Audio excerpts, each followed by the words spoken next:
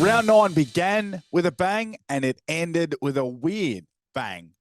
It had absolutely everything. Welcome to the field. My name is JJ. We had a draw.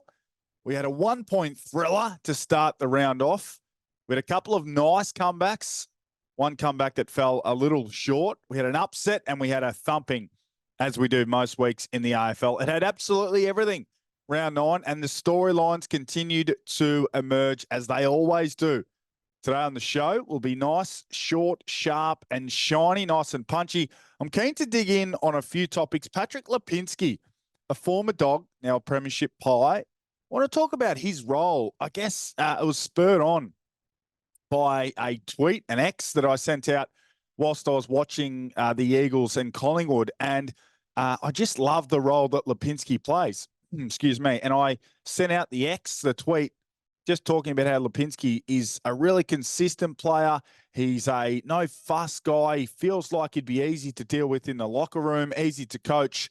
And I had a couple of replies from people, some from Pies fans, and they were talking about, now I'm always careful going down this route, but talking about how some fans on their forums don't think he should even be in the team and he's the whipping boy and this, that, and the other. Well, I want to talk about him and the role he plays and why I think he is really important to the Pies. We've got to go back to the draw, Adelaide and Brisbane. Excuse me, a little nasally that time of the year still. The draw, though, Sunday twilight footy.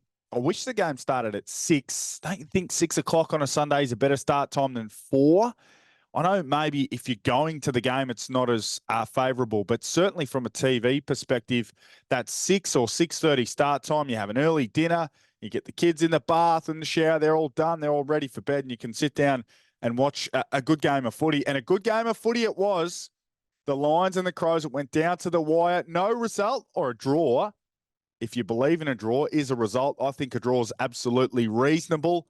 Extra time is not for me. So we'll talk about that game.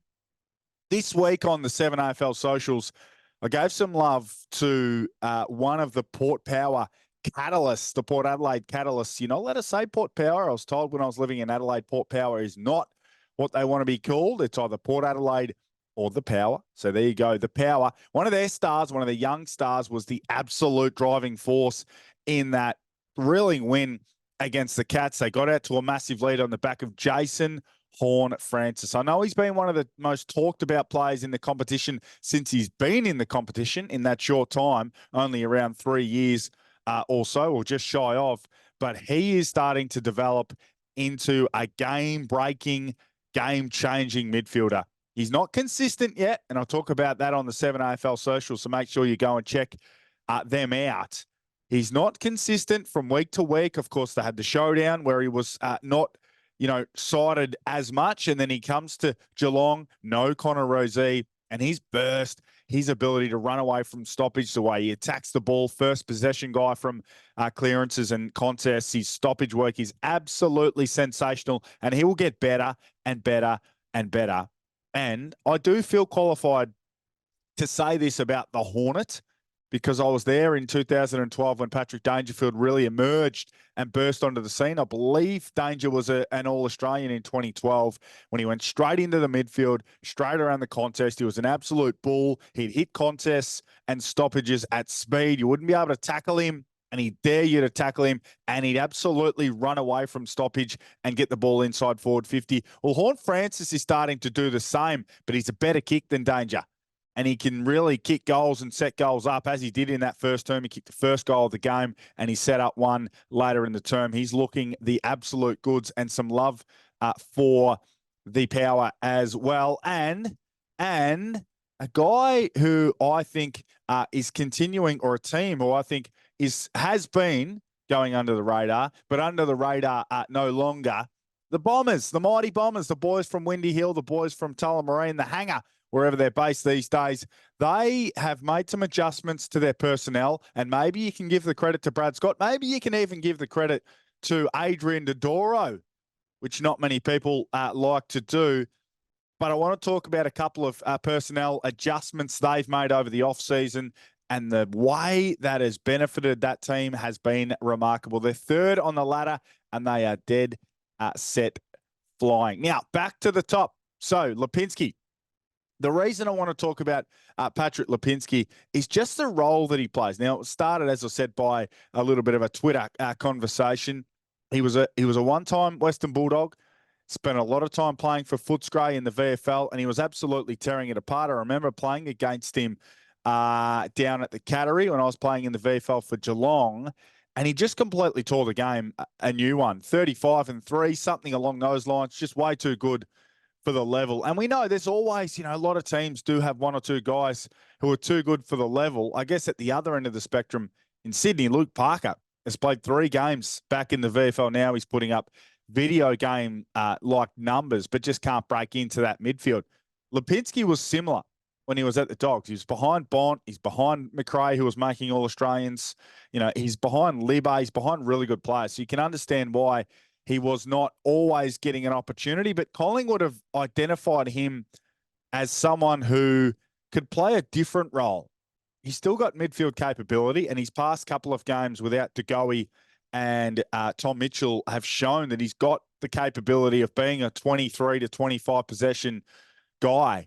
But what he can do as a forward coming up and being an extra mid around the ball, being that forward who comes up to a stoppage, he might allow DeGoey to spit forward.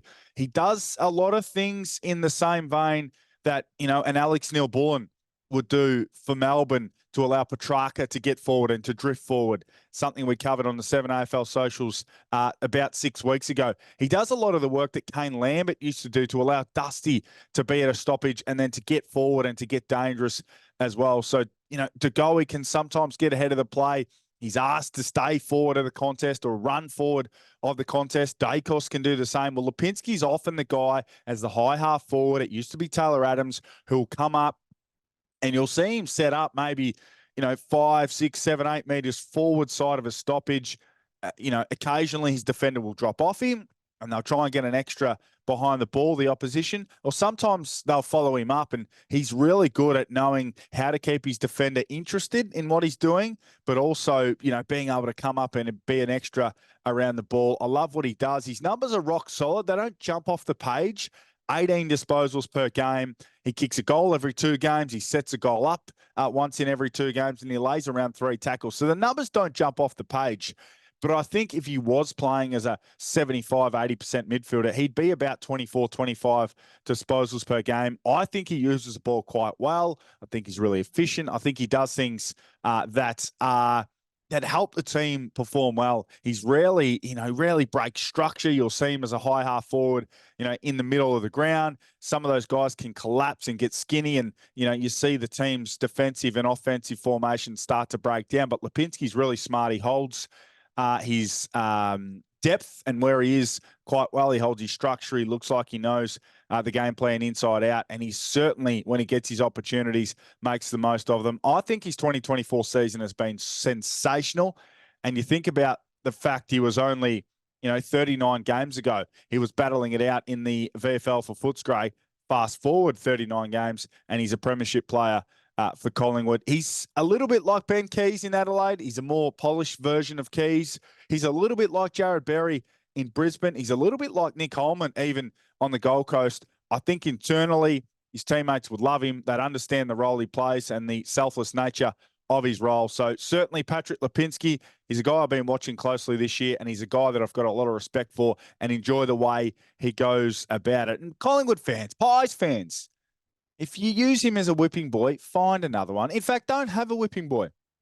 Get around your team. They're the reigning premiers, and they're starting to look the goods again in 24 to be a contender. So get around them. Don't be having whipping boys. No need for it. Now, the draw, Brisbane, Adelaide. I'm not here to talk about whether you like the draw or not, but I certainly was able to sneak away on Mother's Day, believe it or not, and watch 120 minutes of this one, and it was an absolute cracker. So many of the major statistical categories were even. So clearance, overall disposals, tackles, inside 50s, shots at goal, efficiency by hand and by foot and going inside forward 50, accuracy. That teams were inaccurate for the first 3 quarters and then got a roll on. The numbers really did explain what an arm wrestle and what a back and forth this was Brisbane looked like they'd kicked away. Adelaide looked like they'd come back and they had the momentum and could win the game. But in the end, Charlie had a few moments. Charlie Cameron, that is. Joe Danaher had some moments. He'd also have some moments that he liked back. Rankin threatened around the ball to certainly tear the game apart and take the game away from Brisbane. And Darcy Fogarty, a guy who I reckon's been right on the cusp. His magnet would have been there and it would have been, moved and wiggled and taken off and put back. I reckon he's just been going. He was big in that contest. He was good in the showdown and he backed it up with a really strong, if not season best performance on the weekend. Harris Andrews. I've got to talk about Harris Andrews. He was a wall. He was an absolute brick wall. Elliot Himmelberg did his absolute best to mitigate him, to play on him, to play off him, to keep him interested, to keep him engaged. Just couldn't. Now, Himmelberg had a couple of moments. He certainly hit the scoreboard, but Andrews, 17 disposals, 9 intercepts.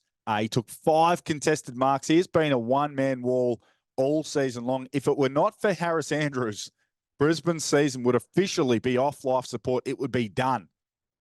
He has to be a lock for All-Australian. I know his team hasn't performed as well as the Giants and the Swans and the Cats and a few of these other teams who have got really strong key defenders. But make no mistake, without Harris Andrews, they'd be done. And on the weekend, his season hasn't been as good, Big Jack Payne. But he certainly jumped up and it was a two-headed defensive monster because Payne kept Tex Walker right under wraps. Walker kicked a couple, but certainly Payne, he had a dozen marks. He had 13 intercept possessions. He was huge. Those 13 intercepts were a career high as well for Jack Payne. So he was absolutely sensational. What it means for the two teams, you can argue that it is basically a loss for both, right? Because they get 2 points. They need 4. They're so far behind the 8 ball, 2 interstate teams too, who probably need to finish top 4 or even 5th or 6th to try and advance in the finals. It feels like a loss for both, but they are 3. Both teams are 3 wins, 5 losses, and the draw. The Pies are 8th with a draw themselves, so the draw might actually come into play here. 4 teams. I think Carlton will finish a bit higher than these other teams, but if Collingwood are around 7th or 8th, if Adelaide and Brisbane can somehow get in the mix as well, that draw might be a factor late in the season. Typically, the draw either has you in or it sees you miss out, but it might be a factor later in the season. The Lions have got Richmond at home this week, so they get an absolute chance, maybe the best chance or one of the best chances in footy to get it done. And Adelaide, speaking of the Pies, Adelaide have to go to Melbourne and take on the Pies. And last year we know that in the 2 contests in Adelaide and in Melbourne, the Crows took it right to the eventual premiers. They didn't win either game, but they took it to them. So let's see what the Crows can do in Melbourne against the Pies. That game might even be, no, it's not. It's at the MCG. So I was going to say, if that game's at Marvel Stadium, the Crows will give themselves an absolute red-hot chance. Moving on to the Bombers. The mighty Bombers. See the Bombers fly up. Now, I've said this before, and I'll say it again. We who talk about footy and watch footy like to make week-to-week statements. So it wasn't that long ago that Brad Scott's 8-year plan was a laughing stock, and Essendon were again off the pace, and again going to miss the 8, and again maybe sneak into the 8 and not win a final. Well, right here, right now, after 10 weeks of footy, 9 rounds of footy, strangely enough, the Bombers are 3rd on the ladder, and that's a big sample size to start to think, well, okay, why are they in 3rd? They're not there by mistake. They're not there by accident. They didn't beat the Giants and come back from 4 goals to 1 down at quarter time by accident, by mistake. The Giants didn't go home early. You can mount that claim if you like, but I'm here to talk about the Bombers because, as I said, 6 to 8 weeks ago, we were thinking, gee, wasn't that long ago that they were the second game of gather round or the third game of gather round, and Port Adelaide absolutely blew them to smithereens. I bumped into one of their staff members after the game, and they were as white as a ghost. And I thought, well, they are miles off where they need to be. But there's been some transformational shifts for them. One started at the start of the year, another's been going on for a little while, and we've probably been slow to catch up on it, / he's gone to another level. And there's been a change in terms of the midfield that has really exploded this group and made them really potent and really powerful. The first has been Nick Martin. Now, I heard across the summer that Martin was going to move from the wing to half back. Now, he started his AFL career probably as a half forward.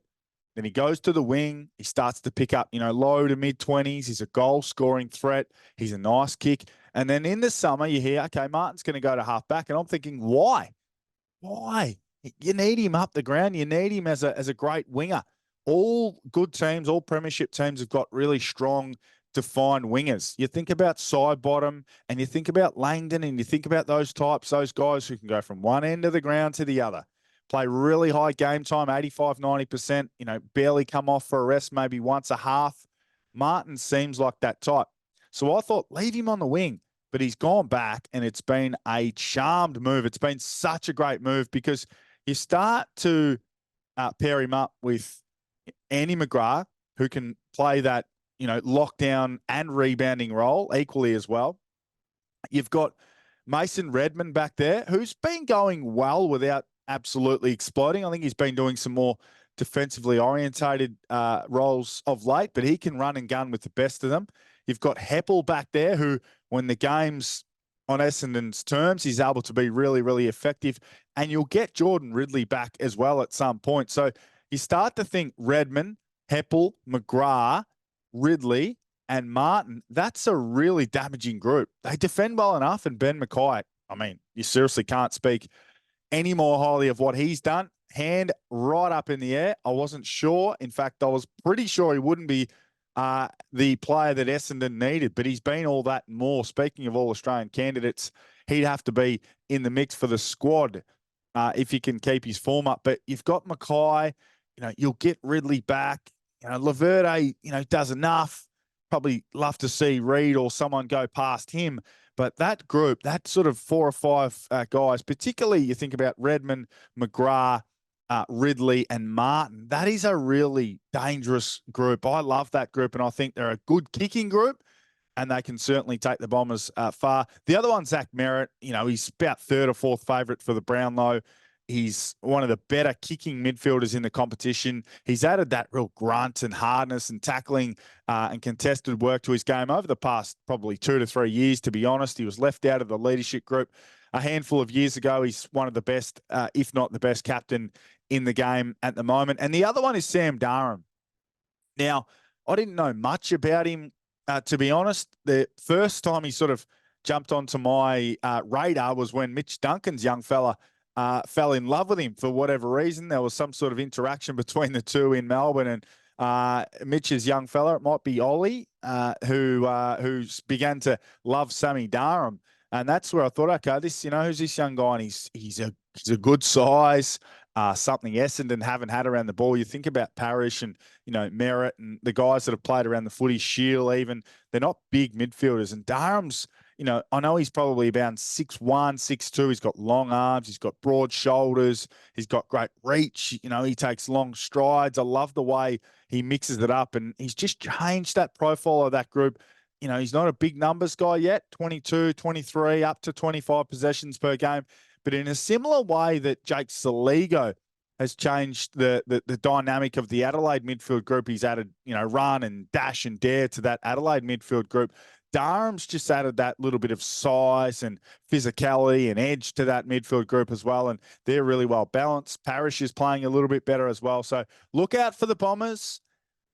Look out for the Bombers. And when the sun comes up, They get a look at the Kangas this week, who have played them tough typically in the past. But this does look like a new breed of Bomber. I'm not going to talk about winning finals. I'm not going to talk about doing any of that stuff. I know it's been thousands and thousands of days. I've still got a soft spot for the mighty Bombers. I love the way they're going about it, enjoying watching them play, particularly at Marvel Stadium when they can get up and going. Hopefully Peter Wright can continue his form. Stringer the same. Langford's been absolutely superb. He's looking at back-to-back All-Australians if he can keep up that goal-kicking form. But, you look at Essendon form, a win over the Giants, which was, really strong. a win in Perth, which is not as easy as it once was against the Eagles. You know, the Anzac Day draw was an epic contest. A really good on the road win against Adelaide, which is looking better and better by the week as Adelaide start to improve. And then a powerful display in the second half to belt the Western Bulldogs. That's all since, you know, that gather round debacle. So, you know, they look good. 6 wins, 2 losses in the draw from 9 games. Third on the AFL ladder. As I said, it's not by mistake. The Dons look the goods. A reminder, let's go, or make sure you do go to the 7AFL socials. Check out the Jason Horne-Francis video this week. Have a look at the way he just dashes and runs away from stoppage. It looks like a man who used to wear number 32 for the Crows, a guy I played a lot of footy with in Adelaide. He's got a heap of All-Australians. Patrick Dangerfield, I reckon Jason Horne-Francis will earn a few by the time he finishes his career as well. So make sure you check out those or that video on the 7AFL Twitter and Instagram. Make sure you subscribe. A few new subscribers jumping on last week and commenting. Thanks to those guys who did so. I'll always try and endeavour to get back to you on the comments section on YouTube. So thanks for watching. Keep watching. Enjoy the footy. Round 10 should be an absolute beauty, and we'll chat again next week.